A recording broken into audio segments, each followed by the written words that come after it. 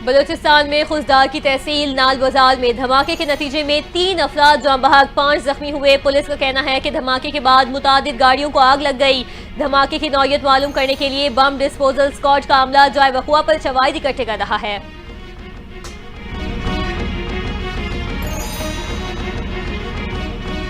CIA की मालूमात पर काबुल एयरपोर्ट हमले का मास्टरमाइंड शरीफुल्लाह उर्फ जाफर गिरफ्तार। जराए ने बताया शरीफुल्लाह को गिरफ्तार करने के लिए पाकिस्तानी सिक्योरिटी फोर्सेज ने मुतादिद इंटेलिजेंस बेस्ड ऑपरेशन किए।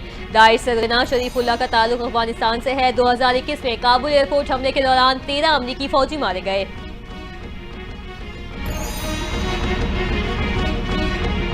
सिक्योरिटी फोर्सेस के हाथों फिर खारजी शिकस्त खा गए। बन्नू कैंट पर दहशतगर्दाना हमले की कोशिश नाकाम। भरपूर जवाबी कार्रवाई में 16 दहशतगर्द हलाक। फायरिंग के तबादले में 5 बहादुर सपूतों ने जौमी शहादत नोश किया। 13 शहरी शहीद और 32 जख्मी हो गए।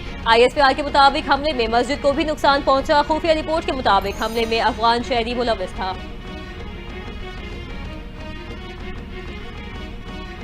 वफाकी वज़ीर ख़ारजा इसहाक़ डार से अमेरिकी कौमी सलामती के मशीर माइकल वॉल्ट्स का टेलीफोनिक राब्ता। तर्जुमान दफ्तर ख़ारजा के मुताबिक मुशीर ने दहशतगर्दी के खिलाफ सदर ट्रंप की तरफ से शुक्रिया अदा किया।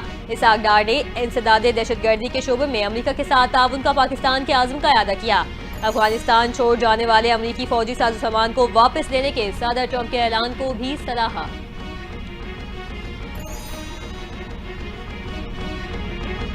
मुस्तफा आमिर कत्ल केस का मामला। कौमी असम्बली की कायमा कमेटी ने IG सिंध को जुम्मे को तलब कर लिया। IG सिंध कमेटी को कराची CPO ऑफिस में केस की तफसीलात से आगाह करेंगे। DG FIA DG anti narcotics भी तलब। कमेटी कन्वीनर अब्दुल कादिर पटेल कहते हैं किसी भी तरह से मौशरे को मुनशियात फरोशों के रहमो करम पर नहीं छोड़ेंगे।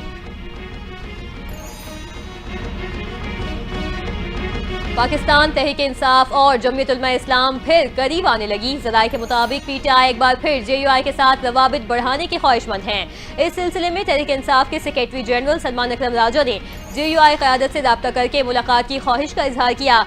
JUI क़यादत ने मौलाना फजलुर रहमान की आइंदा हफ्ते वापसी के बाद मुलाकात पर इत्तफाक किया। महंगाई कम होने का दावा बेबुनियाद है। आगे गंदम का बहरान आ रहा है। उमर अयूब कहते हैं वुज़रा आ जाएं, मार्केट चलते हैं, पता लग जाएगा कि महंगाई क्या कम हुई है। उन्होंने कहा कि IT और टेलीकॉम सेक्टर में कोई सरमायाकारी नहीं हुई। पाकिस्तान की मईशत बढ़ नहीं रही बल्कि सुकड़ रही है। मईशत सुकड़ने के बाद 2-3 बहरान आ रहे हैं।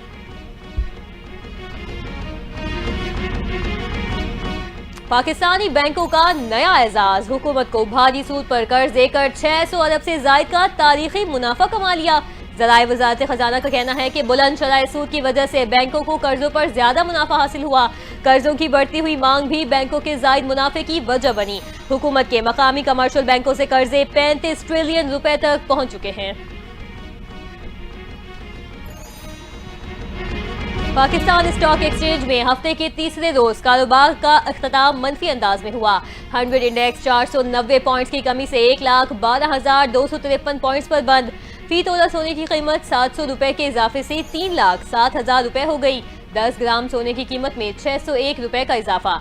नई कीमत 2,63,203 रुपए हो गई। और सिंध हुकूमत का टाइकोंडो चैंपियन अबू हुरैरा को 2 लाख रुपए नकद इनाम देने का ऐलान। वजीर खेल सिंध मोहम्मद बख्श मेहर से सैयद अबू हुरैरा शाह की मुलाकात।